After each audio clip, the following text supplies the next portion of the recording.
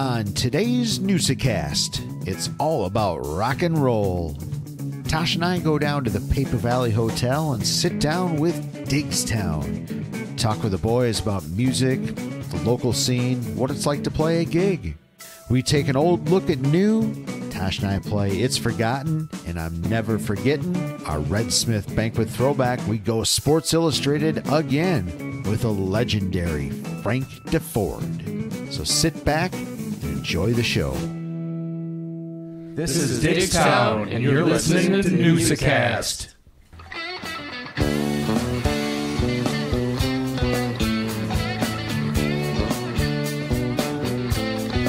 Welcome to the Newsa-Cast. What is a Newsa-Cast?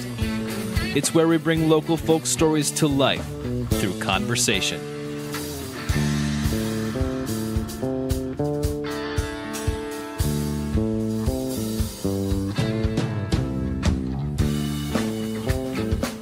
All right, Newsa-Cast listeners, welcome to another episode of Newsa-Cast. We're excited for this one.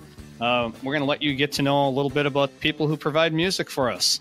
Diggstown, which is fantastic. We got to sit down with them right after they played a set at the Paper Valley. That was a good experience, Joe, wasn't it? Yeah, it absolutely was, Tosh. Good to see you again. And I know we're on a little bit of a run here where we're not really in the sports realm, but we're going to reel ourselves back into that.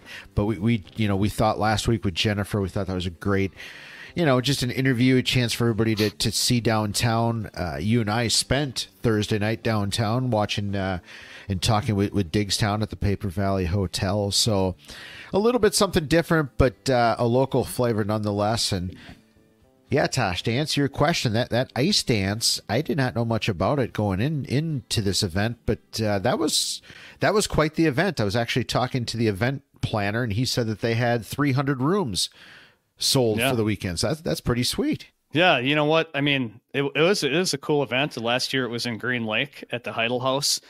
Obviously this year at the Hilton Paper Valley, and a fantastic event in the middle of winter to bring people to downtown and to experience it. But, Joe, going back to what you said about not really being sports related, but the truth of the matter is when we talk about the marketing side, when we talk about the music, all of these are intertwined with sports. Everything kind of combines together. I mean, music is the soul of sports. Without music, we don't have the popularity of sports because there's so much of a tie-in between music and sports. All music people want to be sports stars, and all sports stars want to be musicians or rock stars. So it may not be the typical sports, but they all tie together. It's the soul of life. It really truly is. Nah, that was well put, Tosh, and I certainly couldn't agree any more with you on that. And it got me thinking a little bit too, as you were saying that.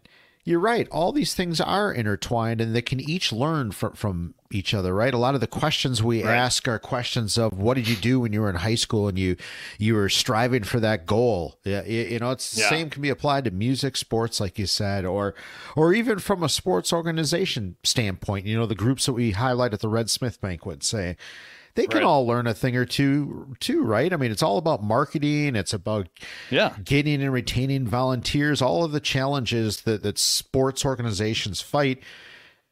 You and I are talking to people that are fighting the similar fight. Maybe it's not exactly sports, but it's very, very similar. And well put. Think about going to a Brewers game and not having a walk-up song. Yeah. You could just have the organ, and you could be playing something from the 1950s maybe, but the walk-up song gets people excited about who's coming up, and who's coming up because of their walk-up song. NHL has their goal song every time they score, and some of them have become major traditions in Chicago and Pittsburgh. I mean, they haven't changed for a long time. It's just in the NFL. I mean, how can we not have? We just saw the Super Bowl, and Usher played. The Super Bowl halftime show has become as much of a thing as the game itself. Absolutely. I mean, you're right. That's been the change that we've witnessed over our lifetime. I mean, we consume entertainment differently and in so many different forms. And to get back to what we, kind of what we're doing with the Newsa-Cast and Red Smith to a certain extent, that whole umbrella, we're just providing, entertaining content that's 100% local that, I don't know, we hope people find kind of amusing maybe, right? Yeah, absolutely. And yeah, I think so. I think people are going to, listen to some new things, learn some new things. That's what we're doing all the time. And I think this episode is going to help you out and, learn a little bit about, a different career and a different side job that these guys have and how much fun they're having doing it, which is just like we've talked about with every single athlete and Olympian and a person who has been involved with different sports. No, absolutely. And speaking of different sports, Tosh, you've reached the age and some of our listeners have reached the age of being a sports dad, a hockey dad. You're in the thick of things. How is everything going with that right now? Well, playoffs start tomorrow, Tuesday, the 13th. So we'll see how the boys come out and play. It's not up to the dads and moms in the stands or the coaches in the on the bench. It's up to the guys out there. So hopefully they can come out and play. They head down to West Bend tomorrow. Tomorrow, I keep saying tomorrow because we're recording this on a Monday, but the 13th, and hopefully they play well. We're in that time where it's one and done. If you don't perform that game, your season's over. So kind of bittersweet, but also exciting at the same time. Yeah, absolutely. Absolutely. Well, good luck to Big E. Good luck to you guys in your travels. And we'll get an update next week again. And oh, sure. Yeah, absolutely. It'll hopefully we're still talking about playing. That would be awesome. Yeah. Anything else? That ice dance was pretty amazing. Yeah. I mean, there are a lot more people there than I thought there would be. They had some fantastic bands there.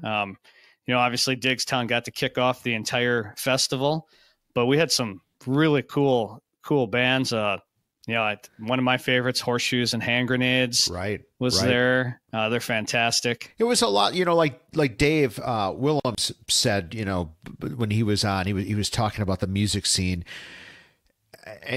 expanding, and he's absolutely right. This group, I'm not even sure who put this one on. It wasn't Mila Music, but the point is, it's a different promoter, so to speak, bringing a music event to a music area, and it was well attended. So yeah, that's really cool to see. And it sounds like they're coming back next year. I might consider going next year, but yeah, I didn't catch the whole weekend. I certainly got down to for the Diggstown set. That was just an awesome set.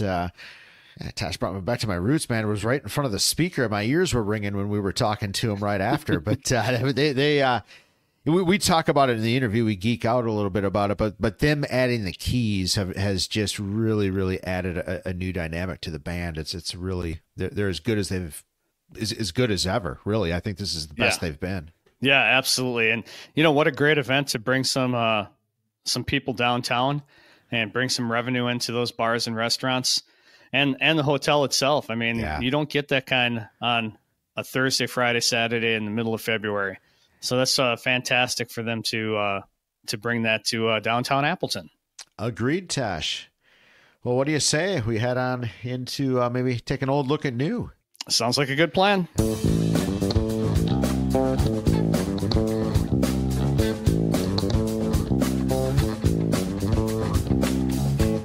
It is time that we take that old look at new and look at history, whether it's Appleton, Wisconsin, the nation, wherever.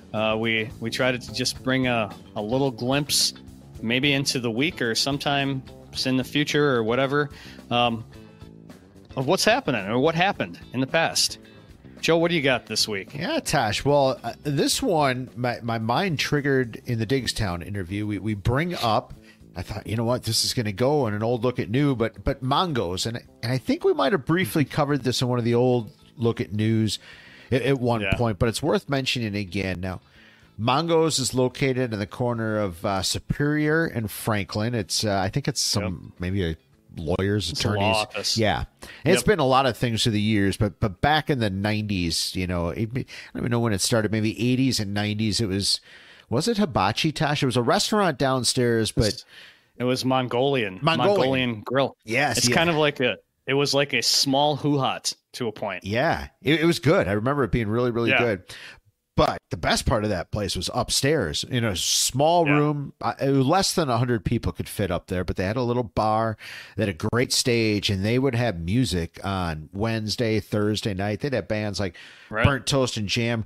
Cool Waters, that's the first place I think you and I saw Cool Waters, and that would have been, mid to early 90s. So that was really cool. And the Diggstown guys, we certainly didn't know them at that time, but our paths would have crossed unbeknownst to either of us. But they would have been in the same room and watching some of those same bands. So that is, that was a while ago. There's some great venues now. We talked to Dave Willems about Gibson Hall and Poplar Hall, who is now following the Newsa-Cast, Tosh. They follow us on Instagram, so we do appreciate Poplar Hall. Big fans of them. But absolutely. The old original Mongos was that was the first, and that was a special one. So that's my old look at new. Tosh, how about you? What are you taking a look at? Well, I'm going to venture back into the sports world, and I'm going to go to February 16th, 1980.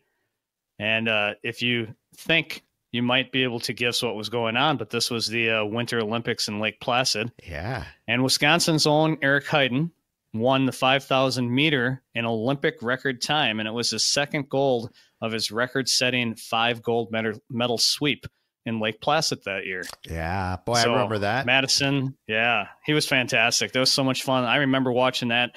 Obviously 1980 was kind of a big Winter Olympics for the United States with the Miracle on Ice. But Eric Heiden was just as, probably even more incredible by winning 5 gold medals in one Olympics. Yeah, and it should be a Wisconsinite. That was pretty cool. We don't have, at that time we didn't have many Olympians. You and I have found out we have several Olympians that are in the area. But Heiden was incredible. And then speed skating, that's one of those sports you don't really watch a ton, but gosh darn, that's exciting. And I love watching it. It's so much fun. It's incredible. It just amazes me how smooth they are and how fast they're going. And you don't really get the idea of it. I mean, you see it in the speed and everything, but they're so smooth. It's unbelievable. I bet you I've never been down close. It'd be really cool to be down close to watch them go by. How fast do you think they're going? 20 I couldn't tell you off the easily. I couldn't tell you off the top of my head. They do have the speed skating. I think they do some speed skating up at the Cornerstone in Green Bay. Okay. And then obviously the Olympic Training Center is down at the Pettit Ice Center in Milwaukee, right up by the State Fairgrounds. So, good stuff. But plus, I don't think there's any athletes with larger thighs than speed skaters. No, definitely not. Maybe rugby players. I don't know. Those two possibility battle out the thigh department. But anyway, Tosh, that was a good one. That's our old look at new, and hope you enjoyed that segment.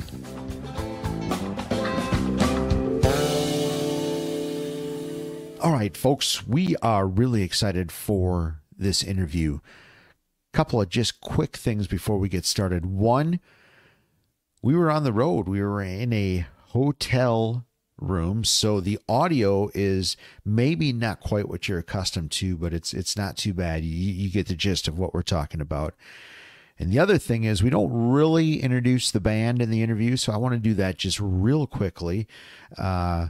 Lead vocals and guitar is Chris Rich. The skip, rhythm guitar, backup, Jack Ike. Bass and vocals is Dusty Padfield. The drummer, Josh Van Engen. And on keys is Logan Dyer. So sit back, folks. Enjoy this. There's a lot of interaction. I realize you might not always know who's talking, but it's a good one. We learn a lot.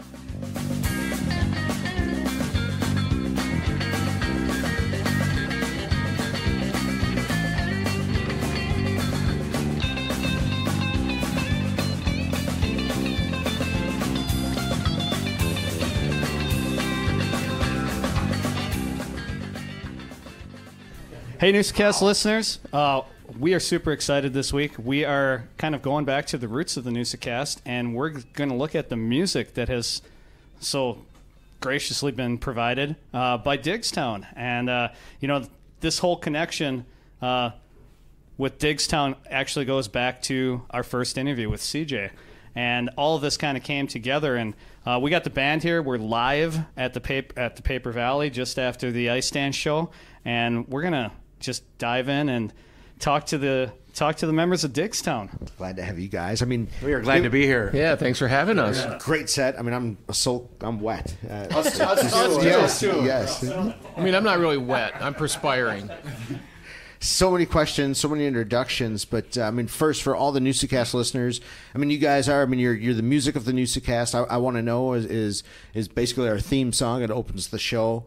I love that tune. You guys jammed it out tonight. It was really you guys really jammed. It was a sick jam. It was so good. It felt good up there tonight. It really sure did. We're real excited about being in the ice dance for the first time for sure, and opening it up. Yeah, it was a great time. Crowd was awesome. Yeah. And you can feel it when you're like, when how you guys are hearing it, how the audience is hearing it out in the room is different than how we're hearing it on the stage. We're kind of like in a box, and sometimes it can be all right, and sometimes it's maybe not so all right, and it's more of a struggle. But tonight, yeah, you could really, I mean, we were feeling the energy. you could. It felt real good. It felt real good in the box, and you could really feel the power up there. So it was, and that helps a lot, Yeah, that's a good question. I mean, I'm a teacher, and I look at blank faces quite a bit. So when you guys are in a band and you guys are out there looking, I mean, what kind of cues do you take from the people out there? We draw off the energy for sure, right? When people are dancing and grooving on us, we play better. Yeah. And Chris has various scowls that we've learned to interpret. We're talking about out to the audience, not between band members. We haven't gotten there. Yeah, I mean, there was definitely a connection. I know, Jack, I already forgot what tune it was. It was so good, and I mean, you referenced that you maybe had to do lyrics twice. I'm not sure, but it was really it was totally good, and you guys jammed it out. Are you picking on me for forgetting some lyrics? I was even staring at my notes, and I still couldn't pull it off. I got a little jumbled there, but the weird thing is when you were just singing it, I was into it, and it's like, it was really good. It never even dawned on me that anything was wrong. So what's interesting is, out of all the people in the crowd, like, my eyes went to you for some reason.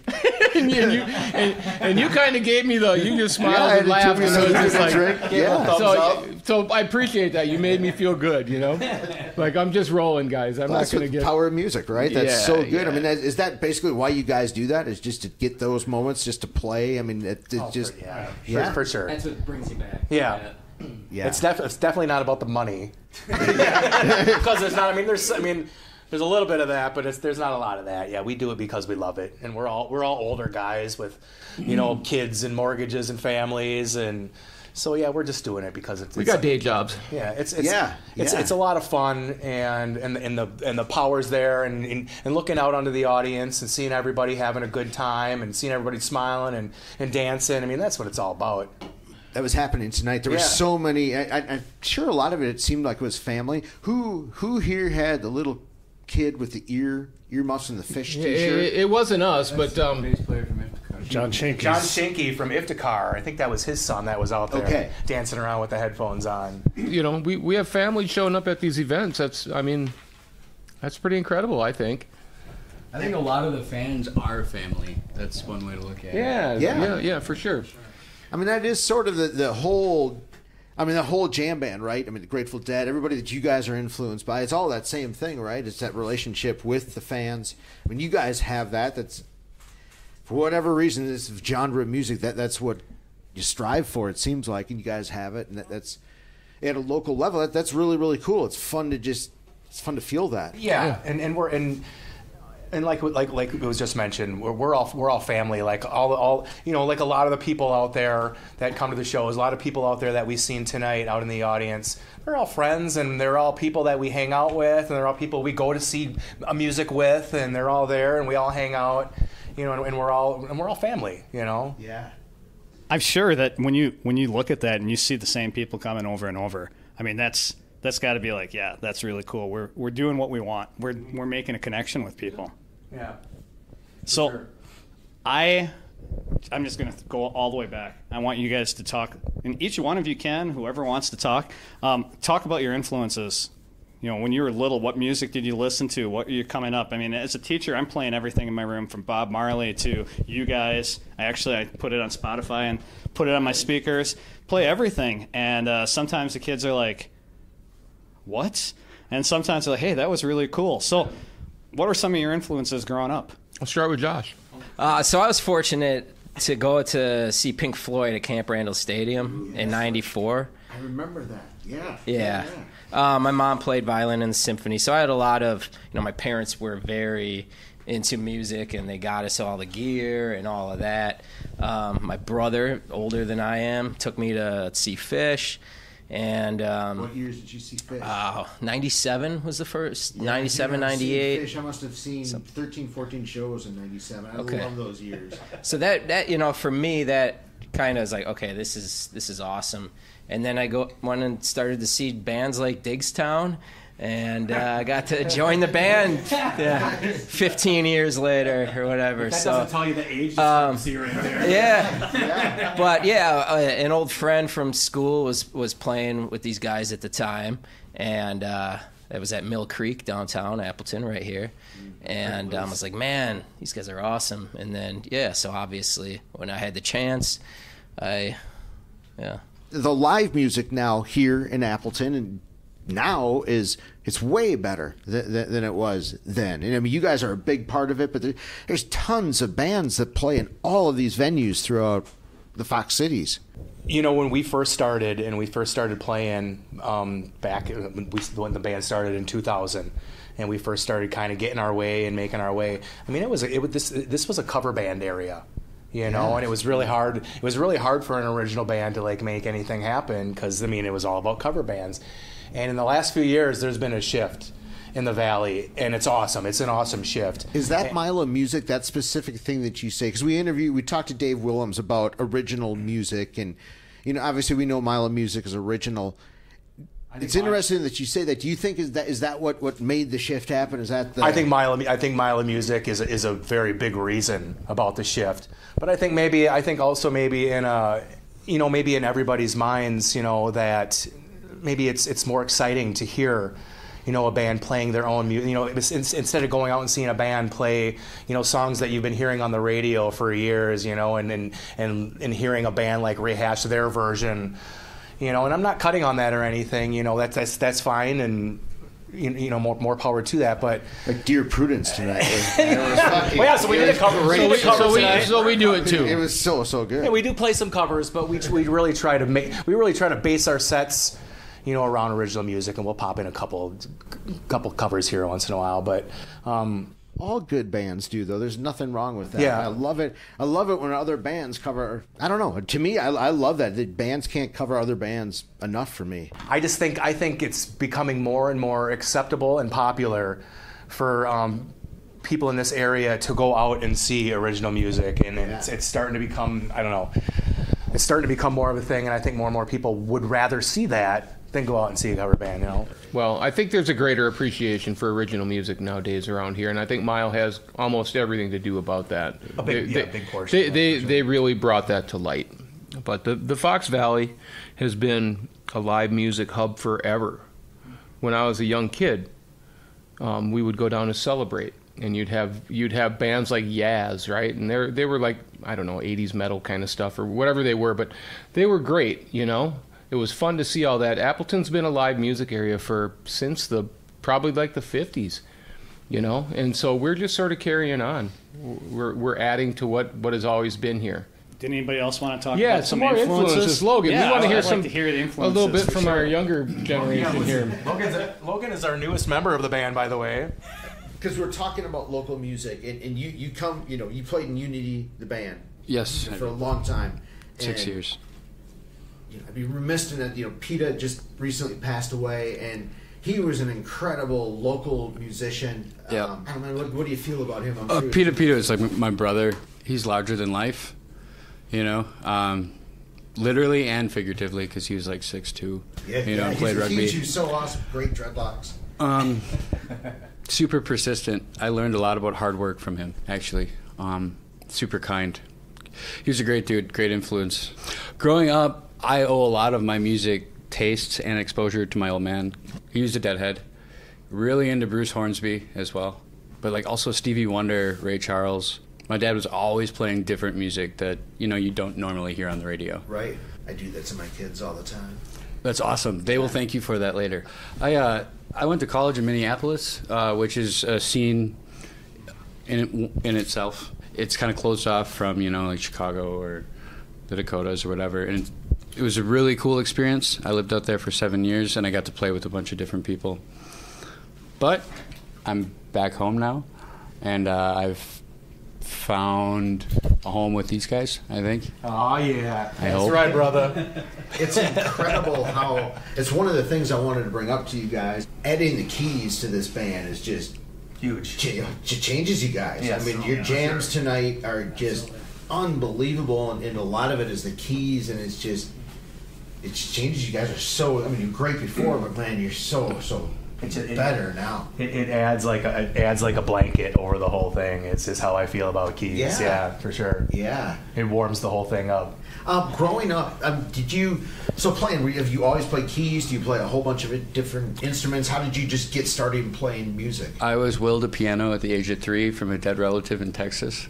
Actually, that is a real story. Nice. So it worked, right? I guess, yeah. Yeah. I started college at Stevens Point on the saxophone.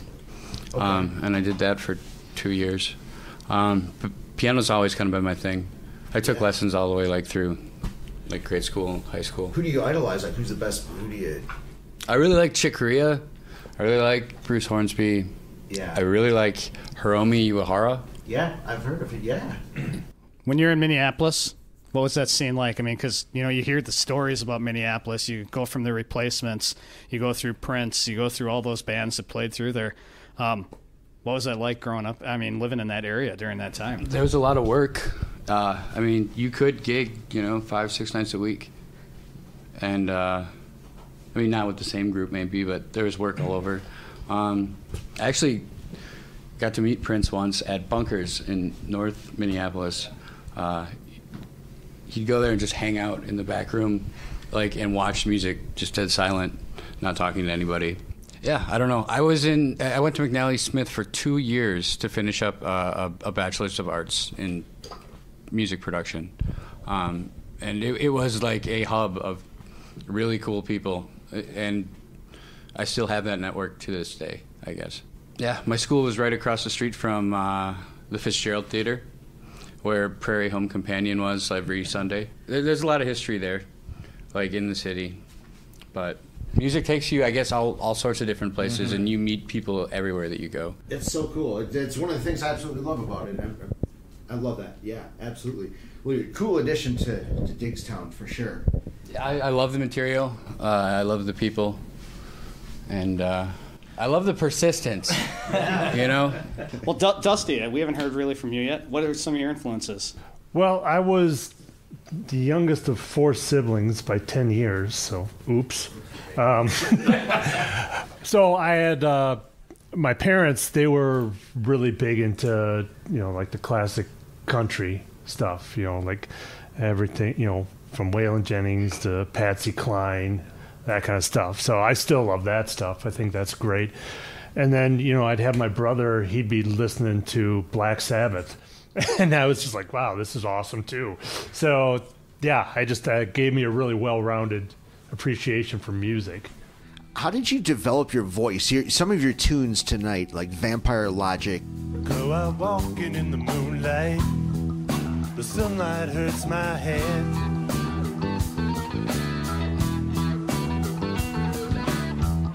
I go out walking in the moonlight. The sunlight hurts my head.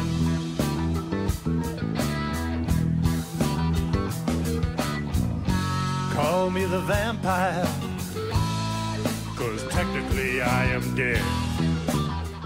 Some of those tunes that you sing, you have a very unique voice. When did that happen for you? When did you start?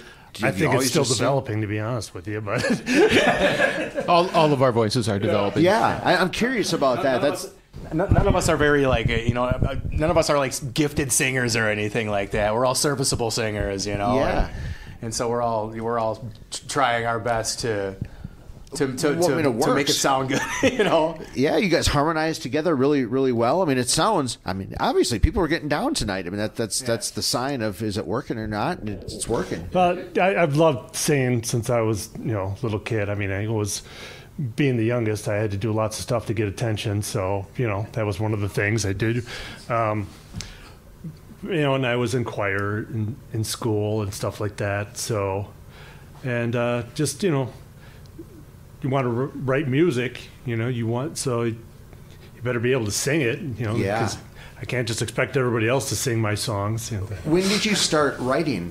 I mean, I've written as far back as I can remember, just different stuff, Yeah. And I was always a fan of, funny stuff, funny songs, like so I wrote How Much I Care, stuff like that. So I was always, that was also a big influence on me, was comedy. So humor is injected into you. Yeah. I love that. I mean, I was always the class clown. Yeah, it's a way to express it. That's really cool. Yeah. So, that's where, that's kind of where all that comes from. Did you ever envision yourself in, however you, 8th grade when you're doing that, or high school? I mean, do you ever envision yourself in being a rock band? And Well, I was actually in my first band in the 5th grade. Oh, wow. Yeah, I was playing saxophone. I say a band, we, got together and we made up a little flyer, but that was about it. Right, hey, that's big time. We felt pretty cool. Yeah, you guys were cool for sure. Yeah, that's great. I'm always fascinated. We ask, obviously this is different for us as a Newsa-Cast to do to bands. This is the first time we've ever done a band, but it's the same principle as sports. I mean, you guys you're working hard. You're developing the skills, whether it's kicking a ball or developing your voice or your instrument. That's kind of the story we're looking for. I mean, that's why we ask some of these questions. It's cool. We're curious to hear about that. It's cool to see that it paid off and that you had influences. I love to hear that it's your dad, that a lot of you guys said right away it's your parents. I mean, that, Tosh, is you and I as parents, that, oh yeah, man, that's all you can ask for, Yeah. Jack, same thing. I'm sure we'll hear similar things, but that's, man, you can't ask for anything more than that. Okay, so Jack, we go back.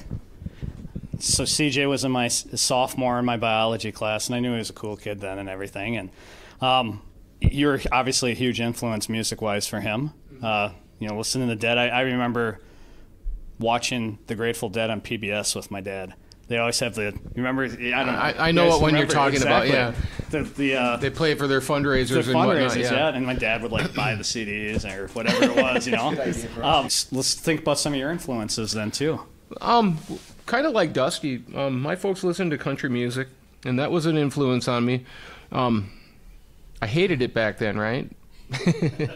I wanted to change the station, but it sunk in, and later on when I got a little older and mature, then I realized that I did enjoy that. But just kind of like guitar-driven rock.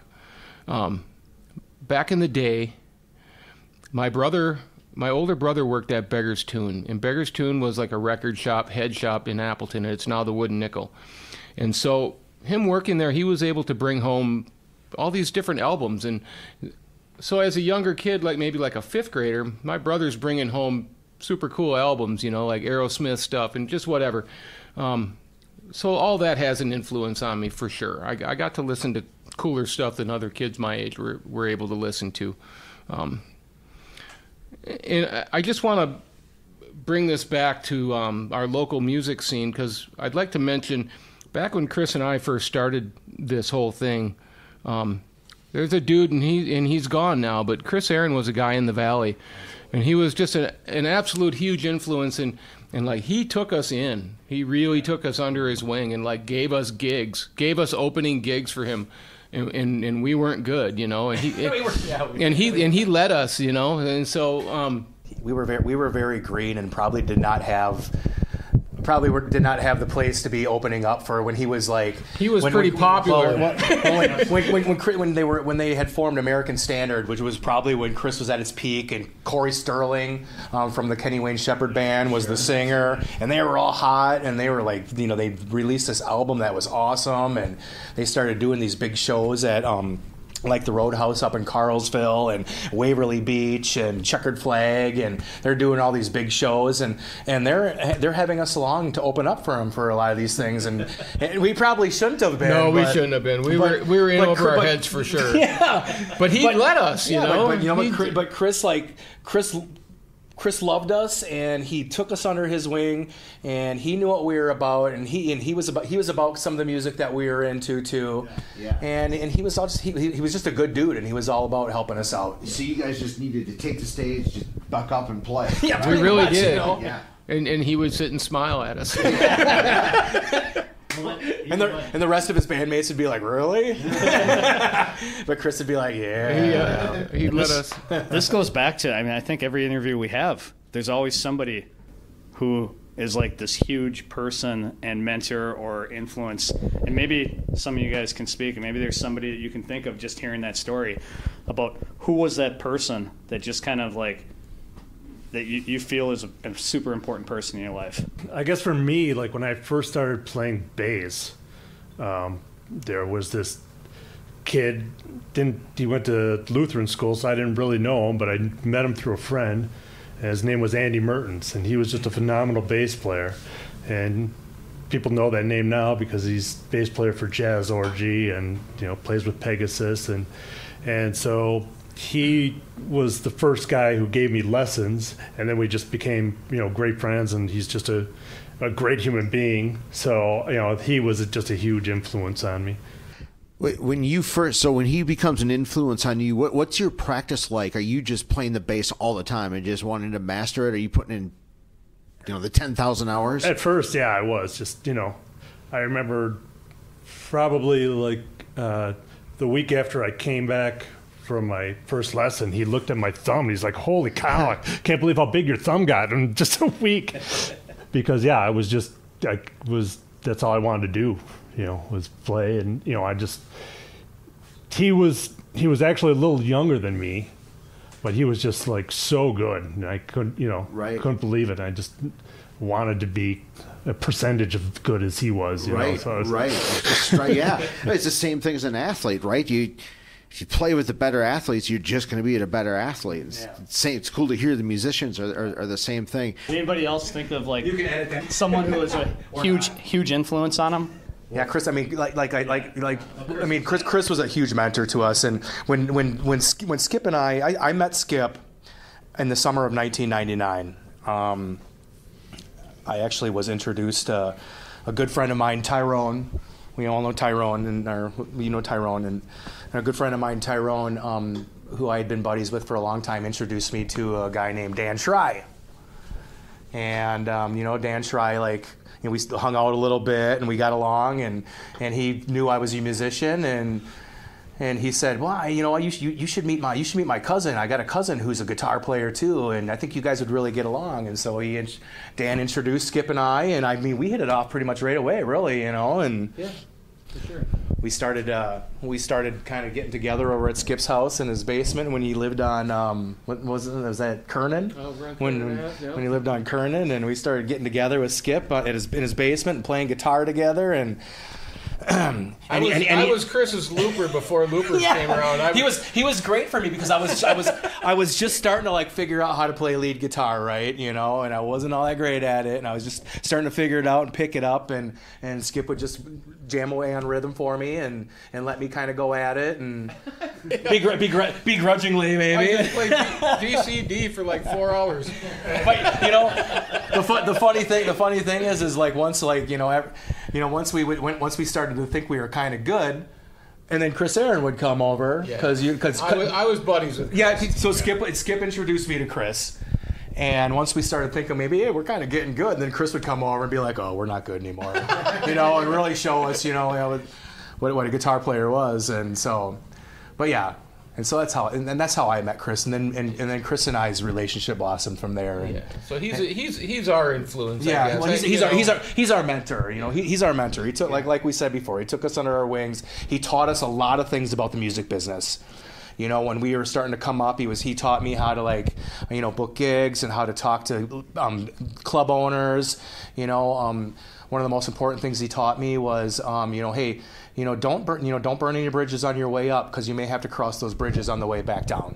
Right. You know, and I thought that was a really important phrase that he had taught me, and little things like that stuck with me that he taught us.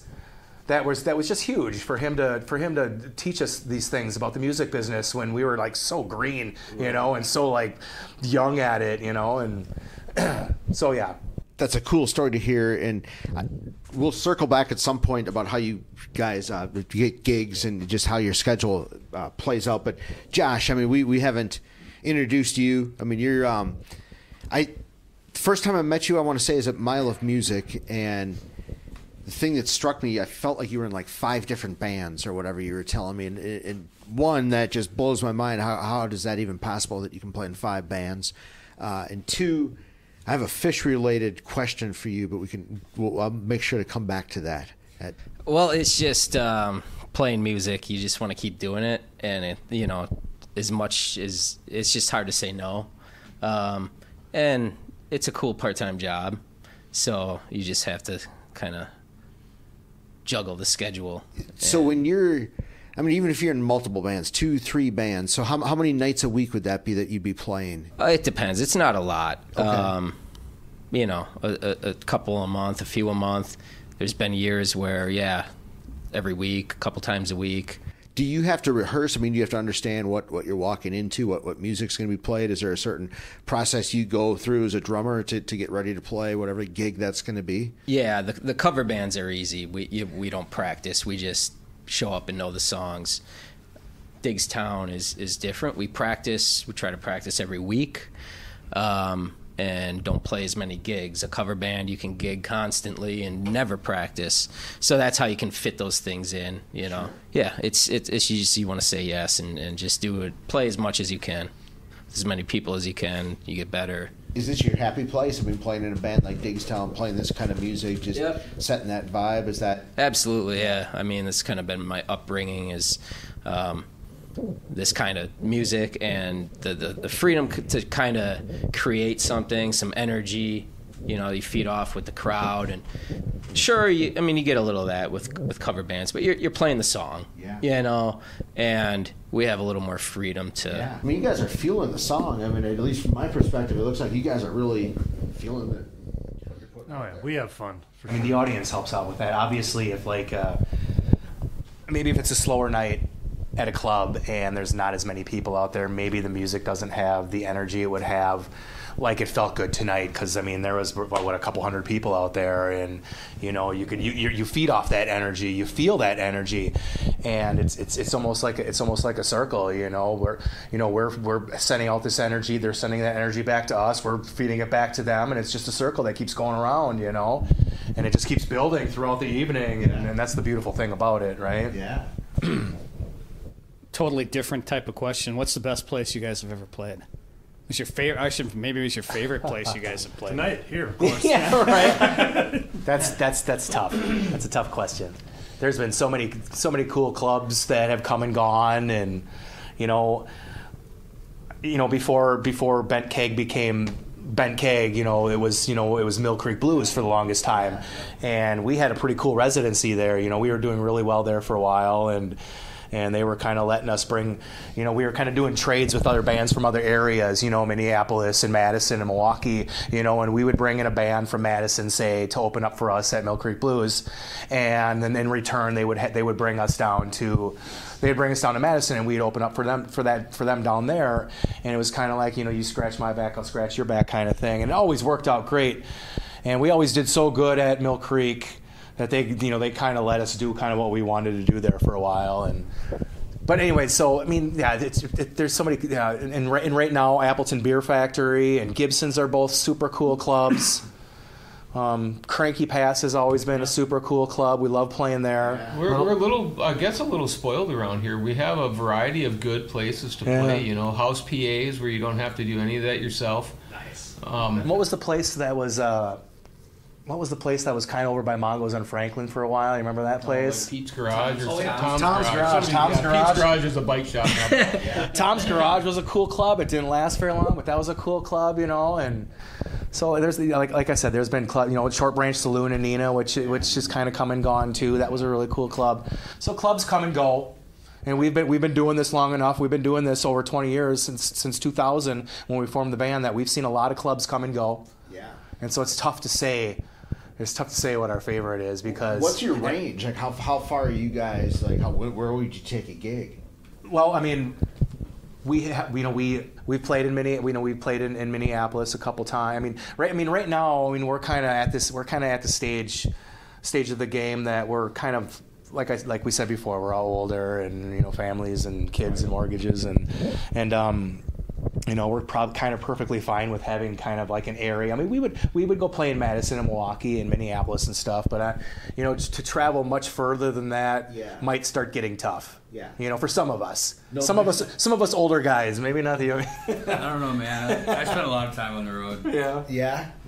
That's got to be a different life. Yeah, I mean. Literally living in a van for the majority of your, I don't know. I was fortunate enough I got to tour Maui, which was cool. I went Playing there. music? Yeah. Wow, what'd you do? Like, what were your days like?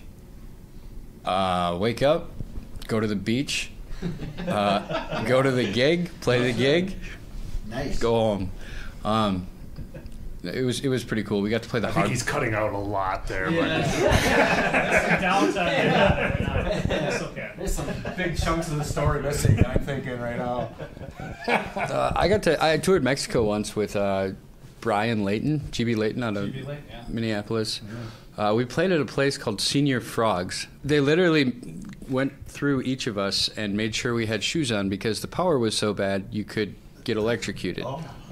So I've played a variety of different places, like good clubs, great clubs, and hole-in-the-wall bars, and they're all great. Josh, my fish question for you.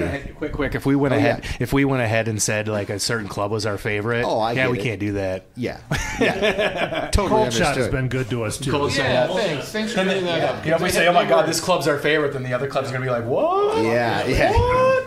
Yeah, I mean, wherever you play, you set a good vibe. Yeah, you guys are good Dave anywhere. at Cold Shot was a big, how do you say it?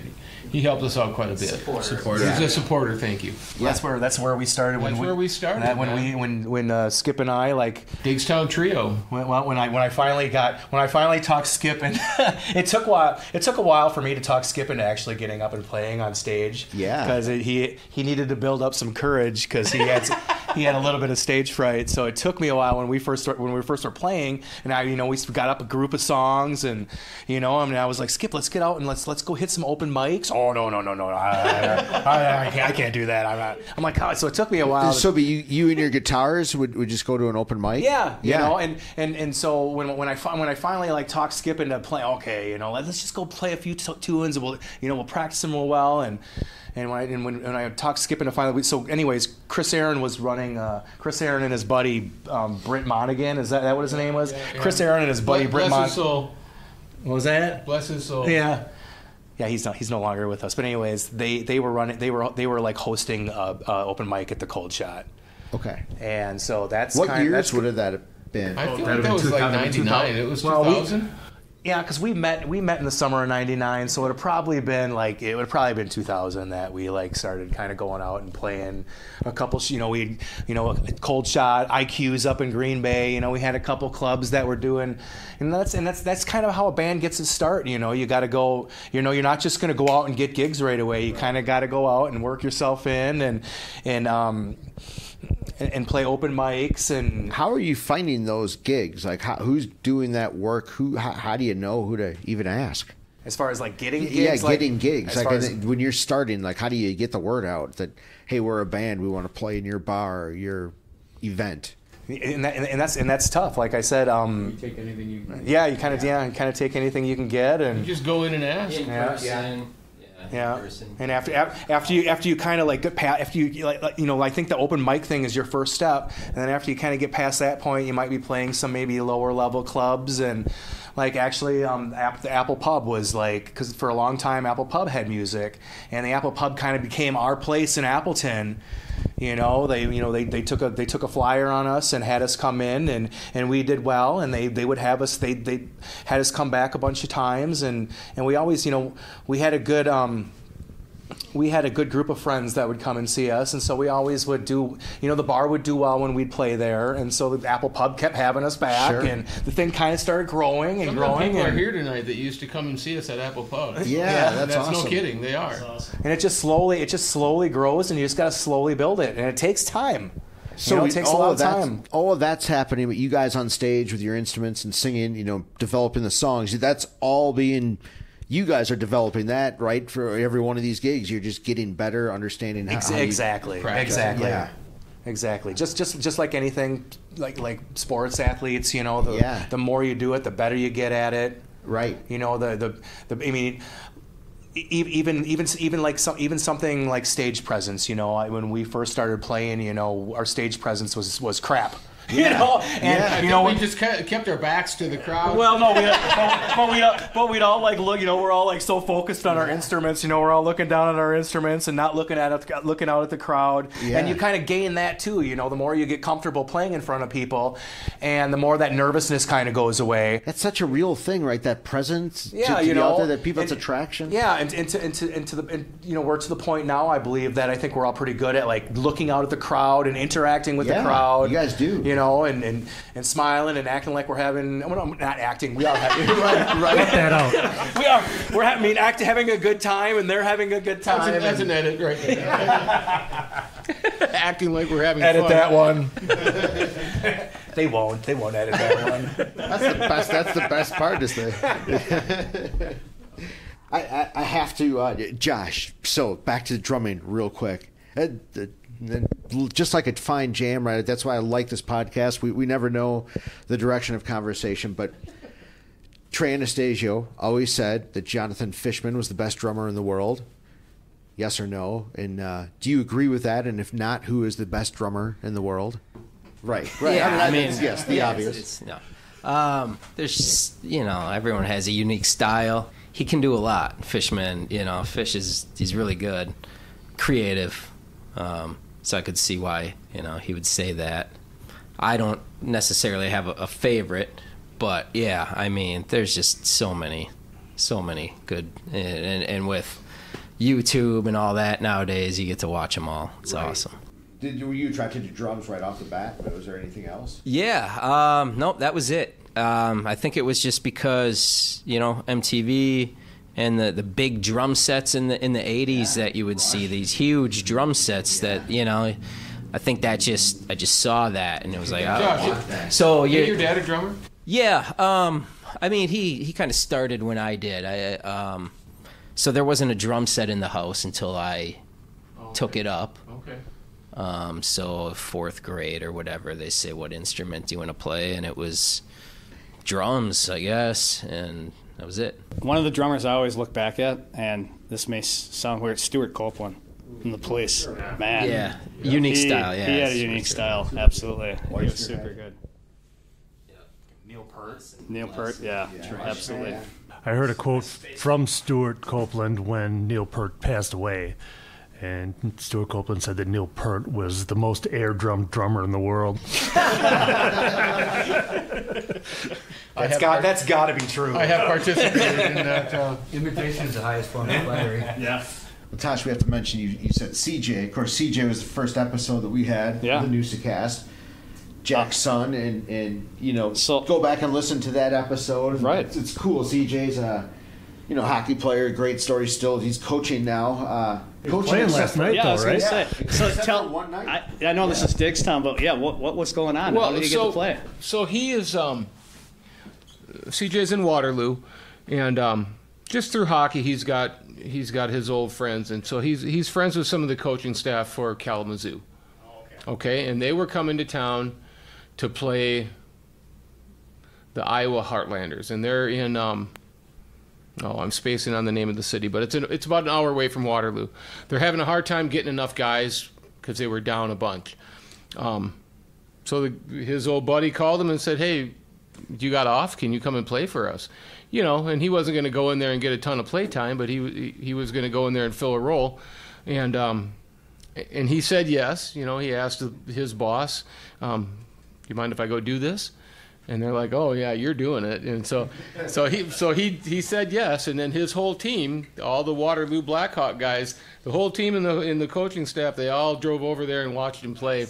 And we watched it. Amy and I watched it. You can stream it on Flow Sports. So we watched it last night, and he got a little bit of play time, and he did pretty good. And it was cool. What else could a retired player who just kind of wishes he could still play, right? He gets a chance at it, and heck yeah, I'm going in and doing it. And the kid gets to see dad play too. Yeah, and cool. That's another thing. Thanks for bringing it up. His son Charlie, he's going to be 1 on the 25th of this month. Got to see his dad play. Otherwise he wouldn't have. So.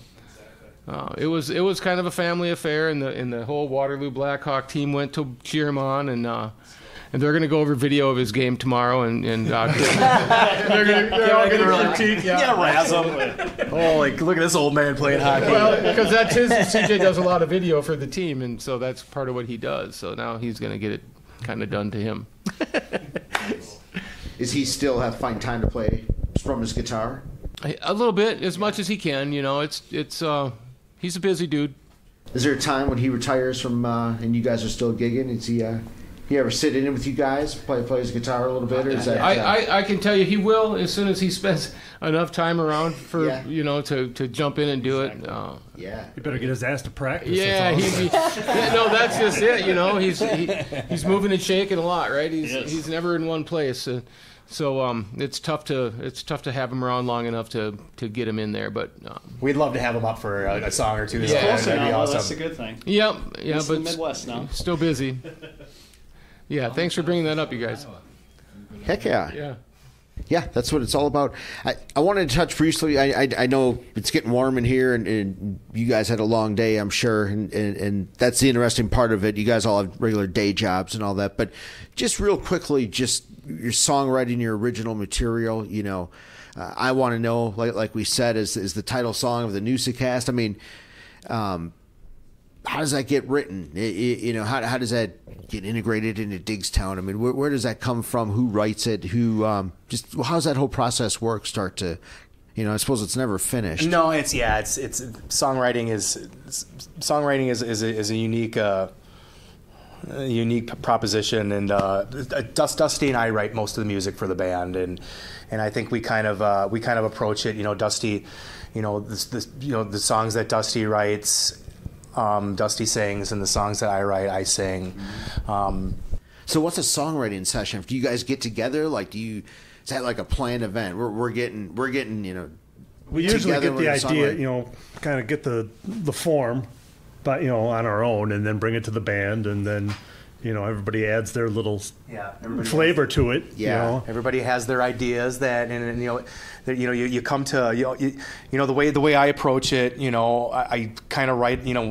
I have a good idea of what I want it to be like. And I kind of bring a rough draft to the band, and everybody kind of adds in their ideas. And honestly, kind of like the Grateful Dead, we like to play. The song really doesn't become the song doesn't really take on its own personality until it's played out a few times. Right. You kind of got to get it out there and let it grow. Let it become its own kind of like entity. And you kind of almost need audience participation and feedback to kind of let that music grow a little bit. So right, we don't really I don't think we really have like a certain template of how we do it. We're just kind of like maybe sort of flying by the seat of our pants a little bit. I get that. And hoping for the best. The lyrics, so the actual song, is that... Lyrics are the hard part. I bet. Are those stories of your life? I mean, is that what you're telling? I mean, what... Yeah. I was trying to figure that out tonight a little bit. For sure. Yeah, like a lot of the songs, a lot of my songs that I've written the lyrics to,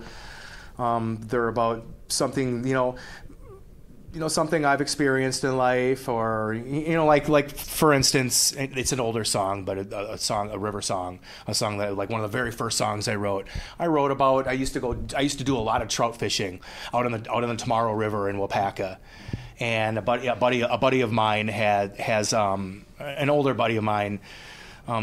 Who I don't see too much anymore, but he had some really nice property out in Wapaka County along the Tomorrow River, and it was just beautiful, beautiful property. I walked on down the river just to listen to the river sing her tune. The wind picked up on the feeling, and the trees danced as the wind came through. I've been down this road before. And it was great trout fishing, and I wrote that song about the Tomorrow River. So yeah, for me, I can't speak for Dusty, but for me, yeah, it's a lot about my experiences, what I'm feeling. Sometimes it's more like I want to know, maybe is more like generally like how I'm feeling, but maybe I'm like seeing how other people feel about it too, and yeah. That's gotta be weird. You bring a tangible thing to other people. You have to be like, there's some level of vulnerability there. Oh, for sure, man. That's what makes it hard. Yeah, and that's what makes I think for me anyways. I'm not going to speak for the other guys, but for me anyways, that's what makes the lyrics the hardest part, because I'm like kind of pouring my soul out a little bit, and my vulnerability out a little bit to everybody else, and hoping for the best. Right.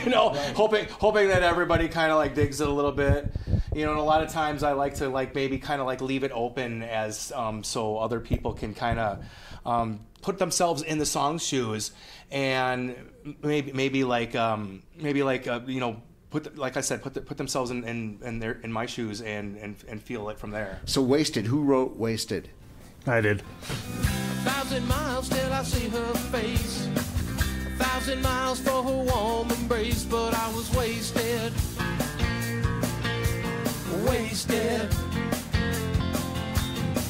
I dream of her on a front porch swing. She gives a smile while I dance and sing, but I'm wasted.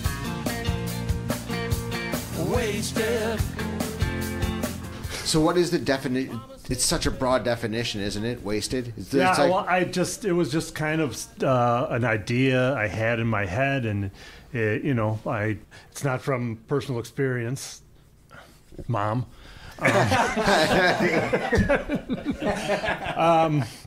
No, I just kind of had this idea in my head, and kind of wrote this song about, from a person's point of view who grew up in an alcoholic, family, and basically he's carrying on the tradition. Right. That's not my. He lets me sing it, guys. I said, "This is perfect for you, Skip." But no, it's not really that wasn't a personal experience. It was just, as in, Vampire Logic too. It's just I kind of got this, little melody in my head, and just kind of took it from there. And, Did you, in those particular songs, does that melody, those just like sick, bass lines that it goes through your soul. A good melody won't leave you alone. Yeah, I love that. Yeah. Well, that Vampire Logic for sure had that tonight on me, and oh, good, thank you. Yeah, no, 100%. It's a fun song. Just Dusty's a vampire. It works. It's true. I'm not a big fan of the sun, so. What do you guys think about when you're singing and you're looking at the crowd? I mean, are you thinking about what it was written about, or are you? I'm trying to remember the words. Yeah? Yeah. That's probably a big part of it. Really trying to remember the words. I like to think that I'm trying to preach a little bit. I'm trying to preach to everybody about like how I'm feeling, and Change the Story is a great tune like that. Like listen to what we're saying, man. Catch on. Yeah. Take a look out your window. We can't deny. Take a look out your window and ask why. We need to come together, collective minds. We need to change the story. This is our time. like even like I want to know, are we really free? I want to know, do you still believe in me? I want to see you smile again. I want to see you dance again. It's kind of like, you could. I'm singing this, but anybody else can take that and be feeling that way about their life too, and that's what I'm trying to get across. Really, I don't want that song to just be my experiences. I want the fans to take it and have it be their experiences as well. I want to know, are we really still free? I want to know. Do you still believe in me? I need to see your smiling face, my friend. It's just you and me. And bring it home again. I want to go to that place we were before. I want to know that I could see you dance again. So upcoming, like, what's the future look like for Diggstown? What do you guys have coming up? I mean, the keys of you guys have this fantastic sound. I feel like you guys can be reborn again here. We are reborn again. Yeah. I mean, so what does that look like? Well, we are actually. It's funny that you say that. We are actually getting geared up to go into the studio. We are going to be recording a 10 or 11 song album at Rock Garden Studio in March. We've already have our dates set up. We have a couple full weekends, two full weekends in March booked at Rock Garden Studio. So what does that weekend look like for you guys? Like, what walk me through what that day? Well, it's going to be new for us too. It's been a while since. I mean, the last time we were in the studio was 2007. We did that Blackbird album, so it's been a long time. And for a couple of younger guys, this is their first time going in the studio with Diggstown. So you blow cigs out the back window and just have sick catering. So we're gonna go in. When I say a weekend, we have both the Saturday and Sunday booked, from like 11 to 7, both of those days, and we're just gonna go in and pump these tunes out the best we can and try to be efficient, but yet creative. We can't. We're on. It costs money. It's by the hour, so we have a budget, but we don't want this to be like all stressed out and tight, and so we kind of want to go in with an open attitude and let's just have fun and let's go in, let's record these songs, we're going to spend the next couple weekends after Ice Dance here. We're going to spend the next couple weekends preparing, and I think that's the biggest thing is going prepared. Going prepared, so that we have our songs, because obviously, when you go into the studio and we're recording these tunes in the studio, hopefully to be played on the radio, we have to take these songs, because we're kind of a jam band, so we have to take these long songs and squash them down to maybe 4 or 5 minute tunes, Right. So we're going to have to be real cognizant of like taking these songs and having our beginnings and our endings down pat, having our jam sessions, down to, a certain number of measures. Right. Instead of it just being a free form kind of deal. It's got to be solid, and we got to get in, and like almost every jam band, I feel like the live experience is the best way to experience you guys. Yeah. Right. I mean, is that so? Do you capture? I mean, is that a way to quote get in the studio to just? I know you have some stuff. I was actually listening to it this afternoon. I think you put it out on YouTube, maybe, or maybe some Spotify too. Just your live shows at Gibson's, maybe. Yeah. How do you capture that? I mean, can you put more of that stuff out, or how does that process work? To do live recordings instead of actually having like a record or a recording. I mean, a lot of this music that we love it's just live shows. That's honestly for me. Maybe I'm different. I consume a lot of my music. It's just live shows, whatever era. Year or whatever, I'm right there with you. I love live shows too. Like if I'm gonna listen to some Grateful Dead, I as much as I do love their studio work, and I do love the Dead studio work. I mean, I'm gonna, live is just different. I would probably more likely like pick if I want to listen to some Dead, I'm gonna like more likely to pick a live album, and right, because that's just where the energy is, But to have that template. that template of a song, if you want to get radio play, right? You know, that they're not gonna play a 7-minute sure a 7-minute song on the radio, you know. So you gotta if you want to get some radio play and get that template down, you really gotta have some of these studio cuts, you know. I think that's going to be our biggest hurdle when we go into the studio, because we are such a different band, even from practice it when we practice down in Josh's basement to when we play live, because we take so much energy from the crowd and everything, and we're gonna have to be more. We're gonna definitely have to be more precise. Yeah. We're gonna have to be more. We're going to have to go into these tunes with more intent, right, to get in and get out. You know, when we're playing live, it's like we can kind of just look at each other and be like, hey, well, what I like what you're doing. Let's keep going with that.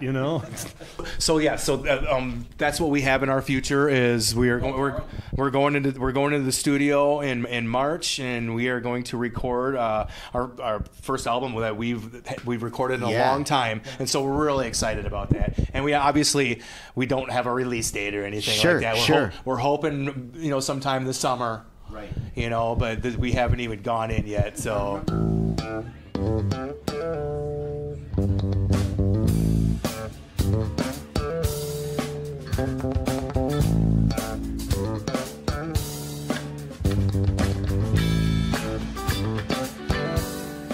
I remember what I wanted to ask so the radio. Your goal was to get on the radio.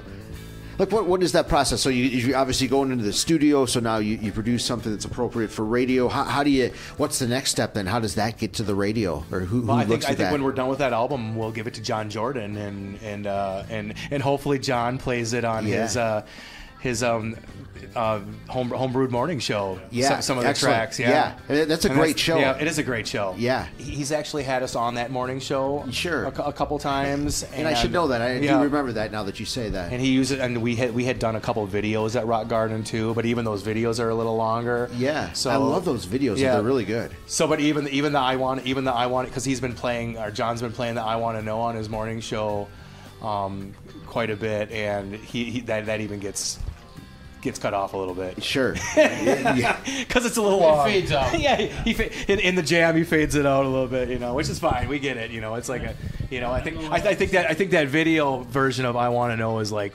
6 minutes or something like that. A little bit too long for radio, I think. We have a lot of stuff in the works. There's stuff that we haven't announced yet. I can't really go. But we have announced we're doing what is it, April 19th. April 19th, there's this cool thing going on at the Tarleton Theater up in Green Bay. They're doing a Deadhead, it's called Deadhead, a tribute to the Grateful Dead. And there's a bunch of bands, us, Burnt Toast and Jam, Jeremiah Jam's band, the Chocolatiers. We're all going to go in, and we're all going to play a few Grateful Dead songs, and it goes from like 7 to 10 or 10:30 or something like that. So, yeah, it's going to be pretty cool. Yeah. And we did all bands on deck last year, but there's this whole there's this whole Shipyard District area of Green Bay that they're trying to revitalize and they're trying to bring up, and it's a cool little area of Green Bay. I haven't been up there myself. I've seen some pictures, but it's an older theater. It has some really cool it looks like some really cool mojo going on inside of it, and so we're excited to do that with the bands and the Grateful Dead thing, and so that's kind of the next thing other than the studio that we can talk about.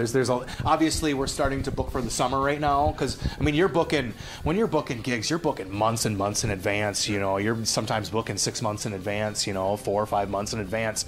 So we're already working on our summer schedule, and we have a lot of good stuff coming up. We can't wait. Yeah, it's great to go to a Diggstown show for sure. Thank you so much for having us. We'll connect socially, and I think we'll do this again. This was a lot of fun. I mean, it's literally, I've got a lot more questions for you. But, do you? Yeah, I do. They're even highlighted. We didn't get them all. We'll have to do a part two. Close, but part two for sure. All right, guys. Well, thank you so much. And thank you guys so much. Thank you guys. Awesome. Yep. This is a great experience.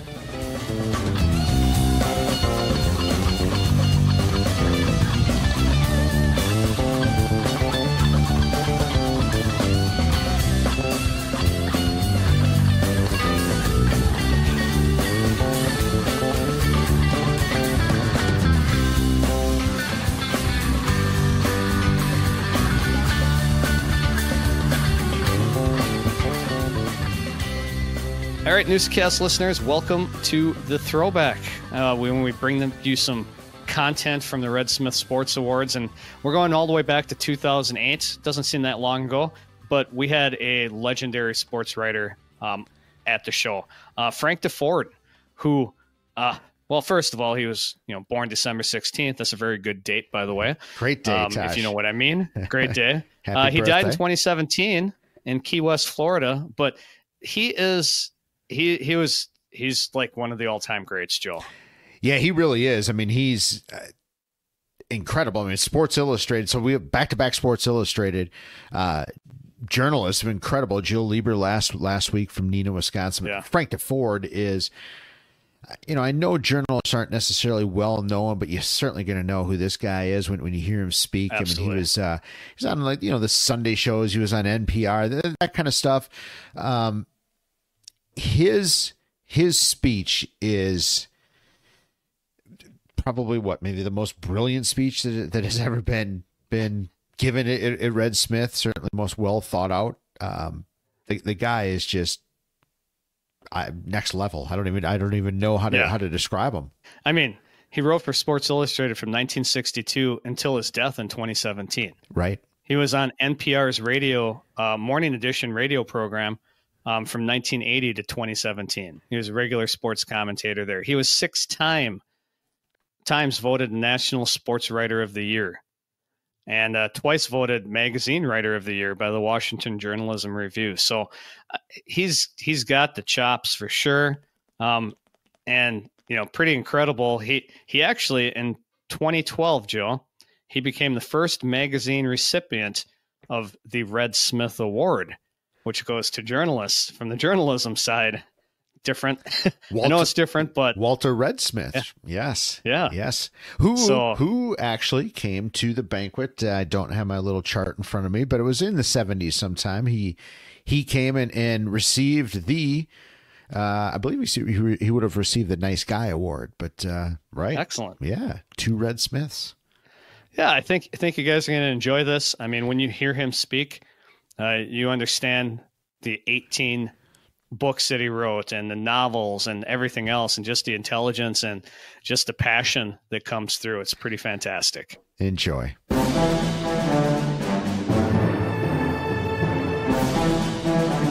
Red Smith Sports Awards. Banquet Throwback.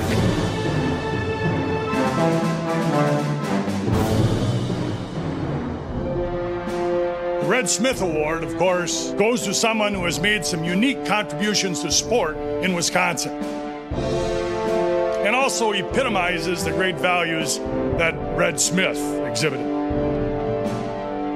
Let's give a Red Smith welcome. And it's my privilege to introduce to you tonight's Red Smith Award Banquet main speaker, Frank Deford.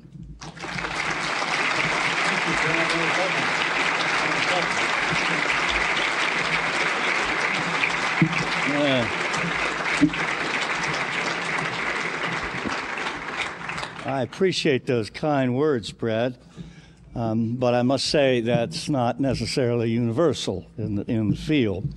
Many of you may have heard of a basketball coach, best known for his antics down in Indiana, now bivouacs somewhere out in West Texas, Bobby Knight. And Bobby once said, the best time in every sports writer's life were the 3 years he spent in second grade.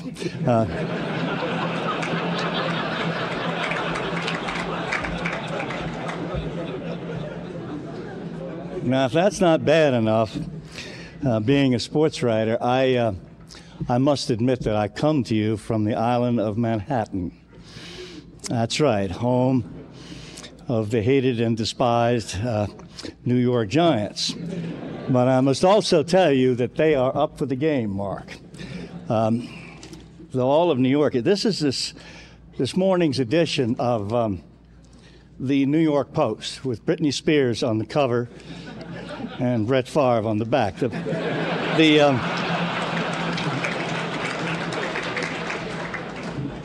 Post is a paper of great discretion and understated, of course. And just for the record, in large type, it calls the town of Green Bay hell. I don't think they've ever gone that far ever before. Mark, I present this to you. You can take it back to Hades with you.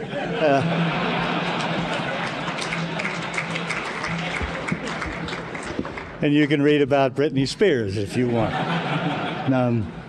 I am so delighted to be with you this evening. I have heard so much, believe it or not, I have heard so much about the Red Smith Award dinner and how extraordinary it is. And boy, you sure have lived up to everything that I have heard. And I'm just so pleased that all you're doing for team sports, for athletics, and I think especially being on teams is so important. We always celebrate the individual, the cowboy, the lone wolf, but those are our romantic heroes. But for some reason, I don't think we pay sufficient homage to our natural penchant for coming together and working together.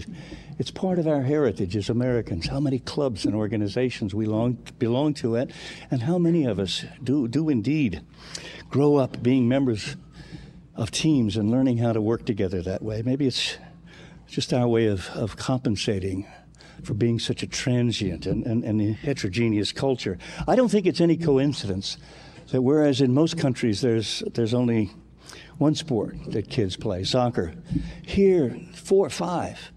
Baseball, basketball, football, soccer, hockey in a lot of places. We learn to do things together that way on teams. The famous British novel about school, Mr. Chips, Goodbye, Mr. Chips, was about a Latin teacher.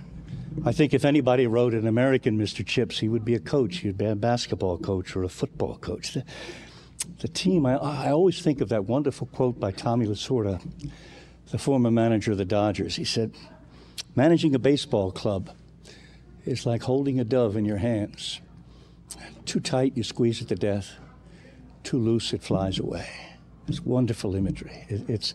It's exceeded only perhaps better by what Casey Stengel said. Casey said, the secret of managing is to keep the 5 guys who hate you away from the 5 who haven't made up their minds.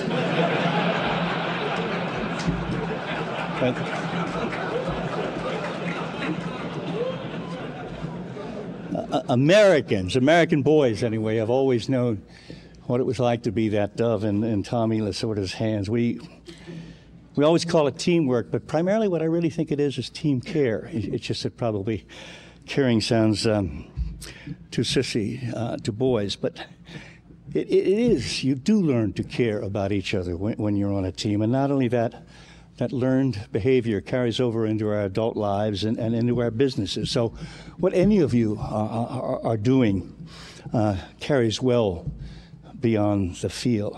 Mike Reese asked me to, what Brad made reference to say a few words about cystic fibrosis. I was the chairman of the foundation, and sadly, I did have a daughter, Alexandra, who died of the disease when she was only 8. Now, this is entirely too happy an occasion to dwell on that, but there was one thing that she said that stays with me, and it's particularly appropriate at a time like this.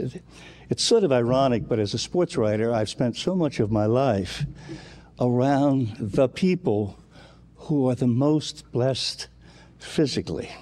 But it was someone who was denied even the basics of a healthy body who made the greatest impression on me. On her last Christmas morning, which was a very happy day, even as sick as she was. In fact, she would be dead in another 3 weeks.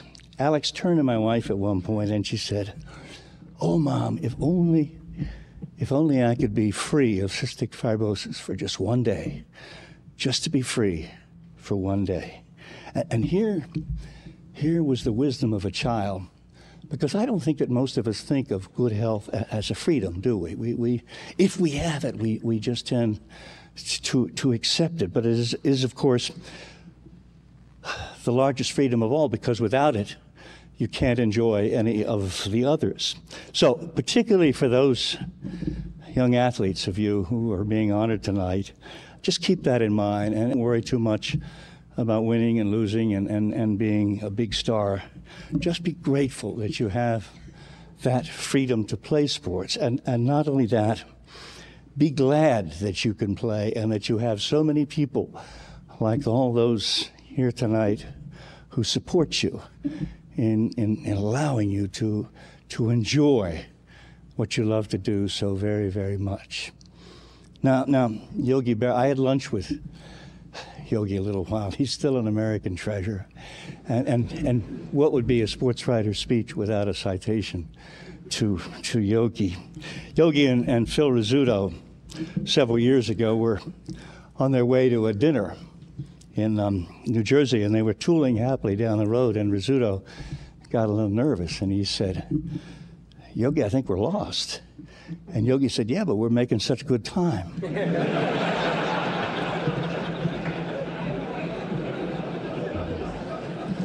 And with that as my scripture, we are making such good time. I'm going to stop now, but thank you so very much for having me. It's been a wonderful evening, and I've so enjoyed being here in Appleton with you.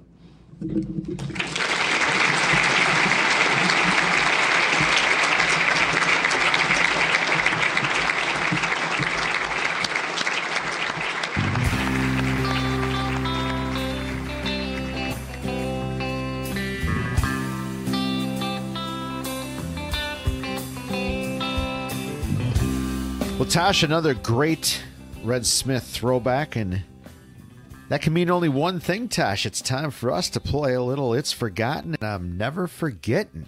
So, Tosh, what is forgotten in your world? I'm gonna throw it out there. I know these are the things you're not supposed to talk about ever with friends, and we think that everybody who's listening is a friend of ours, but I want to forget already political commercials. Oh, yeah. And there's a big one during the Super Bowl that was actually had some controversy now that I've read some things over the week. But I hate the political commercials. I really, truly do. And then you get all the spam on your phone. And I hate the time of year for sure. Well, Tosh, you got a year of it. So exactly. buckle up. And as a letter carrier, I'm conflicted because obviously that's revenue for the post office, and that's good. But holy cow, there is a lot of it. There's not much right now. There's a little bit coming through, but I remember the last, 2 years ago, political season. There is so much just mail. Yeah, I'm not a fan of political season either, and just the bashing and the just. Exactly. All of it. There's got to be a better way, but I'm sure there is, but I'm not going to talk about that right now. That'd be a whole nother conversation. But that would be. So, you know what I want to forget? How about yourself, Joe? Well, Tosh, this is it's not necessarily what I want to forget, but I think it's maybe a forgotten.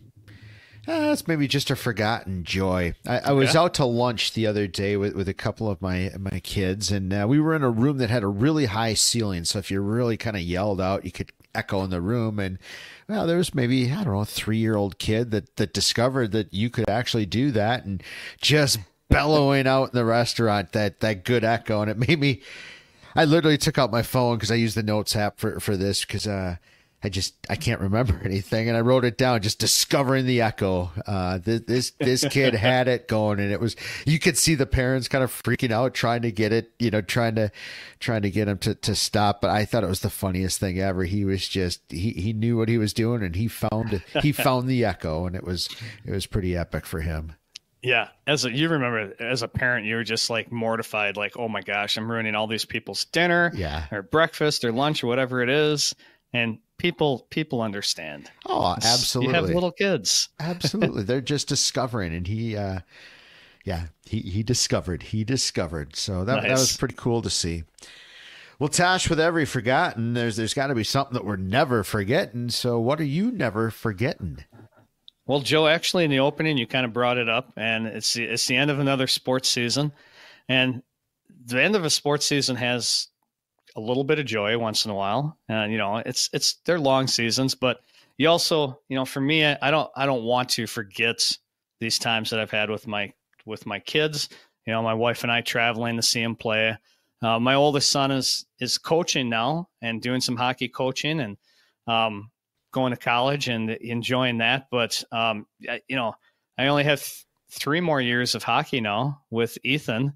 And it's, you know, it's those bittersweet times. You want to never forget the times that you had watching them enjoy themselves and have fun out on the field or the ice or whatever sport they're playing. And just, you know, remember those times. I'm glad you said that, Tosh. Yeah. I mean, definitely remember them. As a dad that just went through those, this is my first year not having any sports, you know, kid related, and a decade more than that, 15 years probably. They neither one, you know, obviously play in college anymore. I've, you know, hung up the whistle. So sports in a sense are out of my life. And I mean, I'm never going to. Now you get to transition.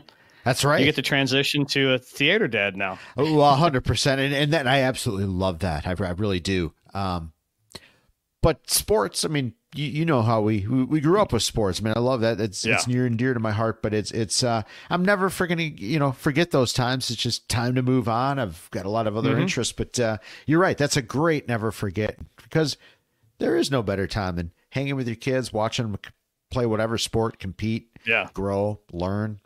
Nothing better. Absolutely. Nothing better. Absolutely. How about yourself, Joe?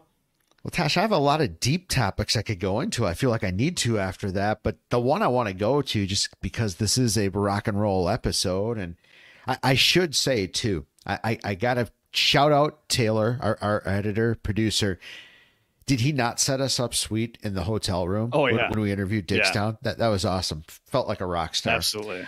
So he did a fantastic job. Yeah, he did. So thank you, Tay, for that. That was much appreciated. So it got me thinking, you know, we got rock star treatment. I deliver mail. Lenny Kravitz is on the cover of People magazine last week at 60 years old, looking pretty fine with some nice long dreads at 60. Kind of set a goal. Thinking maybe 6.5 years of growing nice long gray dreads, Tosh. That would never be forgetting that, right? There you go. All right. It's life goals for sure. Yeah, so is that what you do when you're walking the streets? You're reading People magazine? When you're sitting in your case in the morning and there's like 20 of them and it's just Lenny Kravitz dreads, Lenny Kravitz dreads, I'm thinking, God, hey, Lenny's looking good. My dreads are looking good, you know, kind of. Give them 6 years, they'll be, they're starting to appear. There you go. Excellent. So, yeah, you know, I've got to end a rock and roll show with a little hair talk, so. You can talk about the hair because I can't, so. Oh, I'm sorry, Tosh. That's why I grow it. I grow it for all my friends that can't.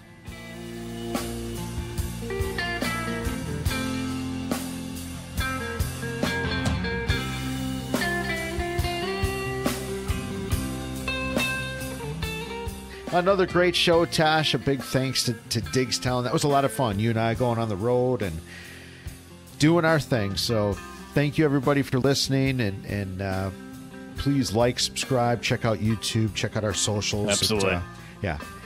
It does a world of good. So thank you, folks, and we'll see you next week, Tosh. Sounds good.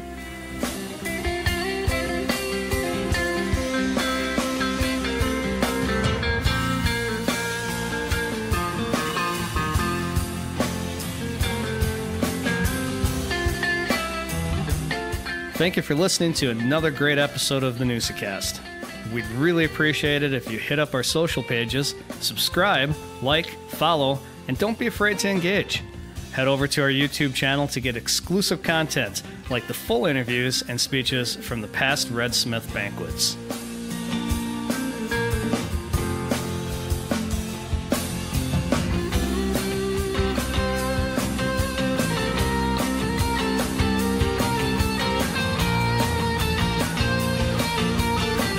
Thanks for listening to the Newsa-Cast. We really appreciate your support. If you haven't subscribed yet, please do so and tell a friend. A huge thank you to Diggstown for all the music in today's episode. Catch a gig or find them on Spotify. Help us grow by subscribing wherever you get your pods or sharing the Newsa-Cast. Follow us on Facebook, X, TikTok, or Instagram. One of the best ways to help us grow is to leave a 5-star review on Apple Podcasts or Spotify. Northeastern Wisconsin Sports Advancement is a 501c3 organization. Our mission is to raise money, provide support, and bring greater awareness for youth sports organizations in Northeast Wisconsin. We do this primarily through the Red Smith Sports Award Banquet and the Newsa-Cast. Each year, we give back to the community through 3 initiatives: the Every Kid Plays Grant, the Gives Back Initiative, and scholarships to student athletes.